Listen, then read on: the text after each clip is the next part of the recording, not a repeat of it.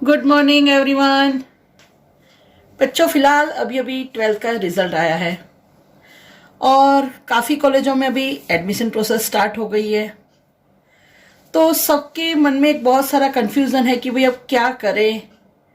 NEET की exam बाकी है, गुजकेट की एग्ज़ाम बाकी है, राइट। तो आपका जो थोड़ा कन्फ्यूजन है उसका मैं थोड़ा सॉल्यूशन लेके आई हूँ। So myself doctor Manisha Patel, और मैं आज आपको थोड़ी इन्फॉर्मेशन देने जा रही हूँ कि भाई आफ्टर 12th क्या क्या हो सकता है। तो सबसे पहले मैं बात कर लूँ तो बच्चे आपने जो एग्ज़ाम पास की है 12th की, तो आपने ए ग्रुप या बी ग्रुप, आपके पास दोनों में से एक ग्रुप होगा, ए या बी। जो मैथ्स वाले बच्चों हैं उनका ए ग्रुप, और जो बायोलॉजी वाले स्टूडेंट्स हैं उनका बी ग्रुप था, राइट। अब ए ग्रुप और बी ग्रुप, जो भी ग्रुप हो, दोनों सबसे पहले उन्होंने बोर्ड क्लियर किया। अब बोर्ड की एग्जाम के बाद जो ए ग्रुप है, जिनके मेन 3 सब्जेक्ट है, मैथ्स, केमिस्ट्री एंड फिजिक्स, तो अब उनको जब इंजीनियरिंग कॉलेज में एडमिशन लेना हो तो ऑल इंडिया लेवल पे उनकी जो एग्जाम आती है वो है जी। जी के लिए काफी लोगों को पता नहीं है कि भाई क्वालिफिकेशन उनके बोर्ड में 70% कंपलसरी चाहिए। जब बोर्ड में 70% होंगे तभी वो जी के लिए एलिजिबल होंगे, राइट।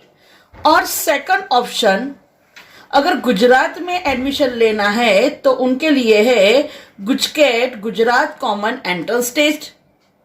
मैथ्स, केमिस्ट्री, फिजिक्स, तीनों सब्जेक्ट के 40 + 40 + 40 मार्क्स की एग्जाम होती है। टोटल 120 मार्क्स की एग्जाम होती है। जब जी की बात करें तो जो जी है उनका syllabus 11th and 12th NCERT का सिलेबस रहता है, ऑल सब्जेक्ट। और जब गुजकेट की बात करें तो गुजकेट में सिर्फ 12th का सिलेबस रहता है और आप गुजरात में इसके बेस पे एडमिशन ले सकते हो। बट गुजकेट में भी अगेन कंडीशन है, ये जो 120 मार्क्स के क्वेश्चंस होते हैं, 120 मार्क्स की एग्जाम होती है, that is 1 question 1 mark. Again यहां पे नेगेटिव मार्किंग है। नेगेटिव मार्किंग अगर एक गलत पड़ा तो -1, और आप 2 टिक करो तो भी -0.25। ओके, गुजकेट का रेशियो ऐसा है कि गुजकेट के जो मेरिट होती है उसमें 60% आपके बोर्ड के मार्क्स काउंट करते हैं और 40% आपके गुजकेट के मार्क्स काउंट किए जाते हैं, और उसके बेस पे आपका मेरिट बनता है। और गुजकेट किसके लिए है? अगर आपको गुजरात में एडमिशन लेना हो तो उसके लिए गुजकेट है इंजीनियरिंग में, राइट। गुजकेट के बेस पे जो मैथ्स वाले स्टूडेंट हैं उनको इंजीनियरिंग और फार्मेसी में भी एडमिशन मिलता है, तो फार्मेसी के लिए भी मैथ्स वाले बच्चे गुजकेट दे सकते हैं, प्लस इंजीनियरिंग, प्लस जो एग्रीकल्चर की कुछ फील्ड ऐसी होती है कि जिसमें मैथ्स वालों को ही अलाउ होता है। चलो, अब मेन बात ये आती है बी ग्रुप की। तो जो बी ग्रुप के स्टूडेंट्स हैं उनके लिए उनका मेन एम होता है मेडिकल का, एमबीबीएस का, उनके लिए उनको देनी पड़ती है NEET, national eligibility cum entrance test. पहले उसी को बोलते थे PMT, pre medical test, now it is known as a NEET. Same all India level पे भी एक एग्जाम होती है मेडिकल की, जिसको बोलते हैं AIIMS, all India institute of medical science. AIIMS की कॉलेज दिल्ली, मध्य प्रदेश, ओडिशा, जोधपुर, पटना, रायपुर, छत्तीसगढ़, मतलब उत्तराखंड, राइट, आंध्र प्रदेश, ऐसे कुल 9 जगहों पे एम्स की कॉलेज होती है, जिसके लिए आपको नीट में ऑल इंडिया रैंक लाना पड़ता है। अब नीट जो स्पेसिफिक गुजरात की है उसके लिए आपका मेरिट अलग बनता है, ये ऑल इंडिया लेवल पे रैंक जाता है। नीट की एग्जाम की बात करूं तो नीट की एग्जाम में 90 question bio, 45 question physics and 45 question chemistry, total 180 question, 4 marks each question. एक क्वेश्चन कितने मार्क्स का होता है? 4 मार्क्स का। यहां पे भी नेगेटिव सिस्टम है, -1। अच्छा, नीट के लिए एलिजिबिलिटी है कि भाई आपके बोर्ड में टोटल 50% चाहिए ओवरऑल प्रैक्टिकल के साथ। तो टोटल आपके 50% है नीट में, then you are eligible. Okay, अब नीट हो या जी, सबको पता नहीं है, बट उसके लिए जब अगर आप वो एग्जाम क्लियर कर भी लेते हो तो जैसे आप गुजरात में रह रहे हो, आप गुजरात के स्टूडेंट हो और गुजरात में आपको मेडिकल कॉलेज में एडमिशन चाहिए, तो उसके लिए आपको डोमिसाइल सर्टिफिकेट जरूरी है। तो जो भी बच्चे नीट या जी के लेवल पे एडमिशन चाहते हैं उनके लिए डोमिसाइल सर्टिफिकेट जरूरी है। डोमिसाइल सर्टिफिकेट क्यों? तो जैसे आप गुजरात के स्टूडेंट हो तो गुजरात का जो अलग कोटा होता है, तो गुजरात के स्टूडेंट का जो गुजरात का कोटा है, तो आप गुजरात के स्टूडेंट हो, ये जो प्रूफ है वो आपका प्रूफ है डोमिसाइल सर्टिफिकेट।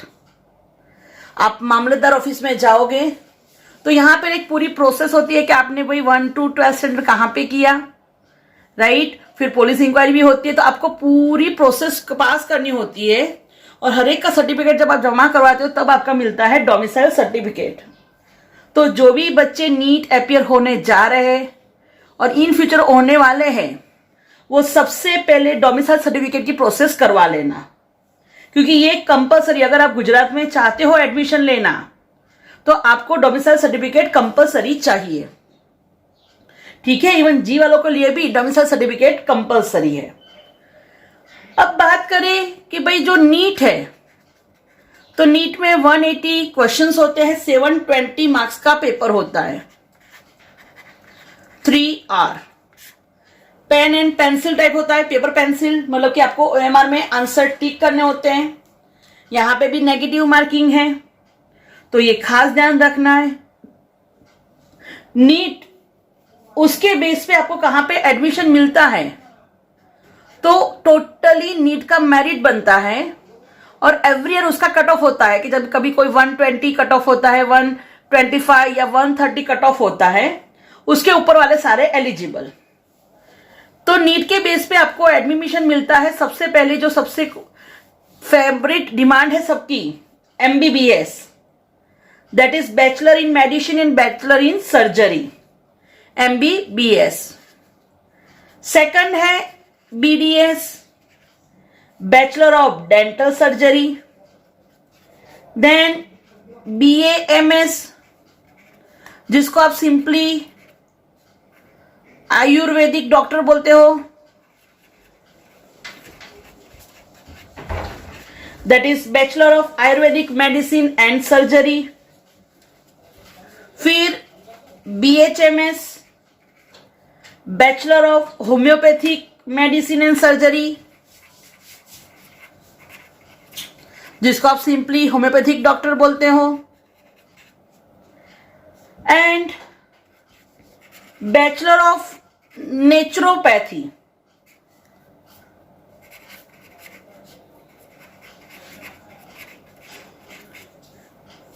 तो ये सब जो है जिसको नीट के बेस पे, मेरिट के बेस पे एडमिशन मिलता है, MBBS, BDS, BAMS, BHMS, BNET, that is naturopathy. अब खास करके मैं बोल दूं कि जब MBBS की बात करते हैं तो जो लास्ट कट ऑफ था, जो गवर्नमेंट गवर्नमेंट में लास्ट टाइम कट ऑफ था 523 मार्क्स। अब गवर्नमेंट की बात करें तो उसमें 25,000 या 30,000 फीस होती है, तो एकदम कंफर्टेबल फीस है, राइट। जो सेमी गवर्नमेंट है जहां पे कट ऑफ था 464, वहां की फीस होती है 3 to 8.25 लाख। और जो सेल्फ फाइनेंस है वहां पे कट ऑफ था 406 और वहां की फीस होती है 5 to 17.60 lakh. It is per year, every year इतनी फीस भरनी होती है, राइट। तो ये हो गई नीट के लिए कॉमन इंफॉर्मेशन। अब नीट के सिवा भी आपको एडमिशन मिल सकता है, कहां पे? तो जैसे BPT, that is bachelor of physiotherapy, जो एक्सरसाइज करवाते हैं ना, राइट। जब जॉइंट्स का पेन होता है, अब जो इन डॉक्टर के पास जाते हो उनको बोलते हैं फिजियोथेरापिस्ट। ओके, उसके सिवा भी एक ऑप्शन है आपके पास, दैट इज नर्सिंग। आपको पता नहीं होगा कि नर्सिंग में भी जैसे बीएससी नर्सिंग, एमएससी नर्सिंग, जिसकी डिमांड बहुत है, और उसके सिवा अगर आपको अब्रॉड में जाना है तो नर्सिंग बहुत जॉब अपॉर्चुनिटीज हैं और मंथली सैलरी भी लाख से ऊपर होती है। वैसा ही दूसरा नर्सिंग में एक जीएनएम भी है, that is general nursing and midwifery, right. ये कोर्स चलता है सिविल हॉस्पिटल में, और काफी बच्चों को पता नहीं होगा कि ये 12th के बेस पे इसका एडमिशन होता है। और अगर आप जीएनएम में एडमिशन लो तो आपको हॉस्पिटल की जो हॉस्टल होती है वहां पे रहना होता है, और एवरी मंथ वो लोग स्टाइफन देते हैं, राइट। मतलब कि पढ़ाई के साथ अर्निंग आपकी स्टार्ट हो जाती है। तो ये जीएनएम में भी सिलेबस, मतलब कि ये एक अच्छा है कोर्स कि जिससे आपका खर्चा खुद ही आप निकाल पाओगे। This is also preferable, civil hospital में होता है, और 12th का जो मेरिट होता है उसके बेस पे होता है, और इसकी एडवर्टाइज अलग से आती है, इसके फॉर्म्स अलग से भरे जाते हैं। तो ये तो हो गया आपका नीट के बेस वाले एडमिशन। अब GUJCET, Gujarat common entrance test, जो 120 मार्क्स का पेपर होता है, 40 बायो, 40 केमिस्ट्री, 40 फिजिक्स। तो गुजकेट के बेस पे भी आप एडमिशन ले सकते हो। कहां पे? तो सबसे पहले फार्मेसी, राइट। आपको पता है कि भाई मेडिकल जो स्टोर होता है वहां पे किसका लाइसेंस चलता है? फार्मासिस्ट का, राइट। फार्मेसी जिसमें बी फार्म और एम फार्म होता है। B means bachelor degree, bachelor of pharmacy, and M means master of pharmacy. वैसे ही फार्माकोलॉजी भी आती है, वो भी अलग होता है। ओके, गुजकेट के बेस पे then BVSc, that is bachelor of veterinary science. तो जिसको एनिमल्स का डॉक्टर बनना हो उसके लिए भी ये सही है, वेटरनरी साइंस। इसकी भी डिमांड बहुत है आजकल। तो ऐसा नहीं है कि सिर्फ डेयरी में उनकी जॉब अपॉर्चुनिटी है, इवन बैंक में भी, गवर्नमेंट बैंक में भी वेटरनरी डॉक्टर्स की अपॉइंटमेंट होती है। फिर बीएससी एग्रीकल्चर, राइट, ये एग्रीकल्चर वाले भी एक अच्छा है। देन बीएससी हॉर्टिकल्चर, हॉर्टिकल्चर आनंद में चल रही है उसकी कॉलेज, और भावनगर में भी है। Then BSc forestry, forest related study होता है। तो ये सब भी आपको गुजकेट के बेस पे और भी आपके 12th के बेस पे इनमें एडमिशन होता है। फिर कॉमन जो है कि जो आपके बोर्ड के बेस पे हैं, और कुछ कॉलेज उसमें गुजकेट के भी मार्क्स काउंट करते हैं। जो जिसको हम बोलते हैं BSc, that is bachelor of science. BSc का कोर्स भी बहुत अच्छा है, इसमें भी आप अलग अलग सब्जेक्ट चूज कर सकते हो। बीएससी के लिए कॉलेज भी बहुत अच्छी अच्छी है, जैसे MS university, SP university, Bhavnagar university, Rajkot university, Gujarat university, गुरु गोविंद यूनिवर्सिटी। तो यहां पे भी सारी कॉलेजों में बीएससी का कोर्स चलता है। अब बीएससी की बात करें तो एक आजकल बीएससी उसमें इंटीग्रेटेड कोर्स भी स्टार्ट हो गए। इंटीग्रेटेड मतलब क्या कि भाई कंटिन्यूस आप बीएससी एमएससी कंटिन्यूस 5 इयर्स का कोर्स होता है, जिसको इंटीग्रेटेड कोर्स बोलते हैं। तो ये भी कोर्सेस अच्छे होते हैं, इसमें सब्जेक्ट अलग अलग होते हैं, जैसे बीएससी बायोटेक्नोलॉजी,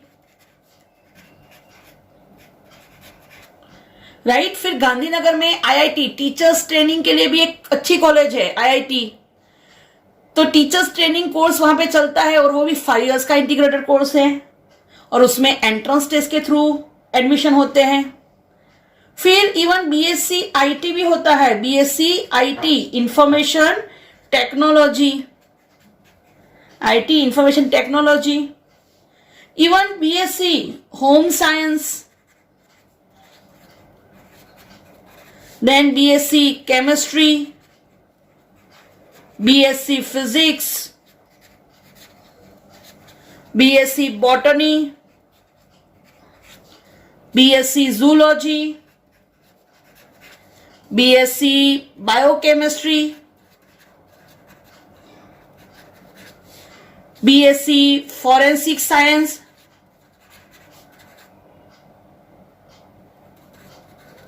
ये फॉरेंसिक साइंस का सिलेबस गुजरात यूनिवर्सिटी में चलता है। जो सीआईडी बोलते हैं ना, अपनी सीआईडी आती है कि जिसमें जो खूनी है उसको ढूंढना है और सारा इन्वेस्टिगेशन करना है।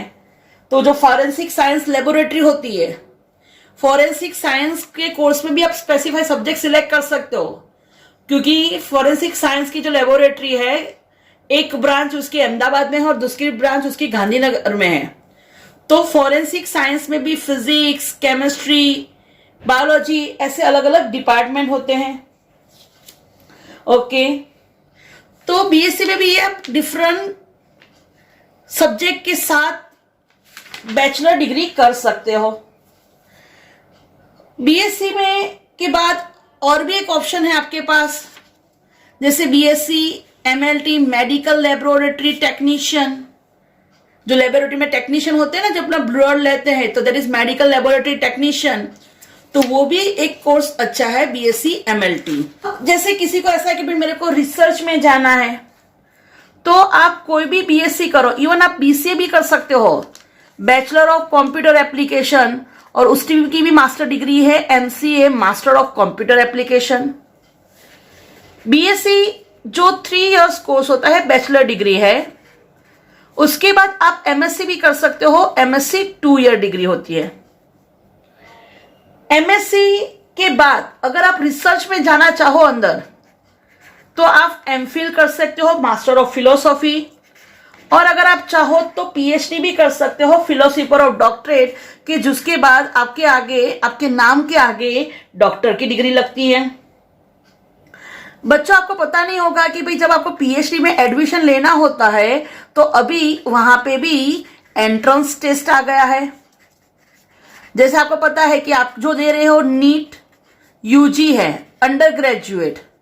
अगर आपको एमबीबीएस के बाद एमडी में एडमिशन लेना हो, तो आपको देनी पड़ती है नीट पीजी, पोस्ट ग्रेजुएट। वैसे ही अगर आपने मास्टर कर दिया कोई भी सब्जेक्ट में, अगर आपके उसके बाद रिसर्च में और आगे जाना है, साइंटिस्ट बनना है, तो आपको पीएचडी भी करना है उस टॉप स्पेसिफिक सब्जेक्ट में, और डिटेल स्टडी करनी होगी। तो पीएचडी के एडमिशन के लिए भी अभी एंट्रेंस टेस्ट आ गया है। अब बीएससी तो कर लिया, एमएससी कर लिया। अब किसी को मन में क्वेश्चन हो कि भाई मेरे को अगर टीचर बनना है तो क्या? तो आप एमएससी या फिर इवन बीएससी, उसके बाद टीचिंग लाइन में आना हो तो आपका करना पड़ता है BEd, that is bachelor of education, और उसकी भी मास्टर डिग्री है MEd, that is master of education, right.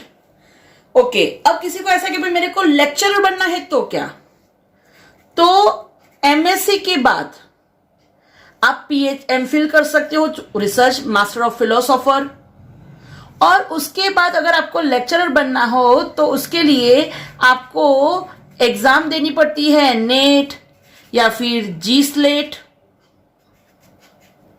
Right.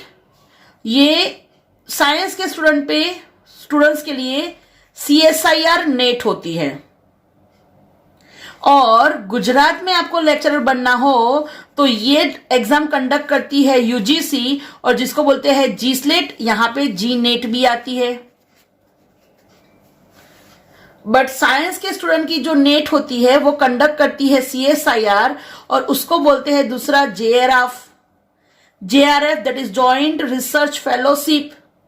मतलब कि अगर आप CSIR की ये एग्जाम क्लियर कर लो तो आपको PhD में एडमिशन मिलता है, आप रिसर्च भी कर सकते हो, और साथ साथ में आपको स्टाइफंड भी मिलेगा। स्टाइफंड 20,000 25,000 ऐसा आपका अर्निंग स्टार्ट हो जाएगा, और साथ में आपको PhD की डिग्री भी मिलेगी। सेम इसके सिवा फॉरेंसिक साइंस भी जैसा एक अच्छा कोर्स है, वैसे ही जेनेटिक इंजीनियरिंग में भी मास्टर कर सकते हो, उसका भी एक कोर्स है, post graduate diploma in genetic engineering, जो MS यूनिवर्सिटी में चलता है। ओके, सबसे इंपॉर्टेंट मैं बोलना भूल गई कि इस फॉरएवर लाइन स्पेसिफिक गर्ल्स के लिए, that is BSc microbiology. BSc microbiology, MSc microbiology करो तो इंडस्ट्रीज में इसकी जॉब अपॉर्चुनिटी बहुत है, फार्मास्यूटिकल कंपनी में भी इसकी जॉब अपॉर्चुनिटी है। BSc MSc करके BEd करके आप टीचिंग लाइन में भी आ सकते हो। ओके, जो बच्चों ने BSc माइक्रो किया है उनके लिए भी एक और अच्छा स्कोप है जो बहुत कम बच्चों को पता होता है, दैट इज BSc के बाद after BSc MSc medical microbiology. MSc medical microbiology जो MS यूनिवर्सिटी और भावनगर यूनिवर्सिटी दो ही जगह पे ये कोर्स चलता है, MSc मेडिकल माइक्रोबायोलॉजी। BSc में अगर आप फर्स्ट क्लास हो तो उसकी स्पेसिफिक सीट्स होती है, उसके अकॉर्डिंग MS यूनिवर्सिटी में SSD जो हॉस्पिटल है वहां पे ये चलता है, उसमें भी स्पेशलाइज्ड एनाटॉमी, पैथोलॉजी ऐसे स्पेशलाइज्ड सब्जेक्ट होते हैं। तो BSc के बाद भी अगर आपको MBBS वालों के साथ पढ़ना है तो ये मेडिकल माइक्रो भी एक अच्छा स्कोप है। तो ये कॉमन इंस्ट्रक्शन हो गई कि भाई कैसे BSc होता है, BEd MAd, राइट। बट आप मास्टर करो, PhD करो तो ये भी एक अच्छा स्कोप है। फिर उसके सिवा बैचलर के बाद GPSC Gujarat public service commission, UPSC union public service commission, right, GPSC UPSC ये सब भी एग्जाम्स दे सकते हो। बट सबसे इंपॉर्टेंट चीज अब है कि आपका नॉलेज कितना ज्यादा है। तो अब आपकी मैक्सिमम डिमांड यही रहेगी कि भाई जितना हो सके उतनी रीडिंग रखो, न्यूज़पेपर पढ़ो और मैक्सिमम नॉलेज बढ़ाने का काम करो, क्योंकि अब ना अब कॉम्पिटिटिव एग्जाम का मतलब जमाना आ गया है कि हर एक स्टेज पे जहां भी जाओ तो एग्जाम रहेगी, एंट्रेंस एग्जाम रहेगी। तो हर एक जगह पे IQ के क्वेश्चंस, जनरल जो चल रहा है सिनेरियो वो क्वेश्चंस, आपकी कंप्यूटर के रिलेटेड क्वेश्चन और आपके सब्जेक्ट रिलेटेड क्वेश्चन सब पूछेंगे। तो मैक्सिमम रीडिंग का शौक रखना, ठीक है। Okay, all the best.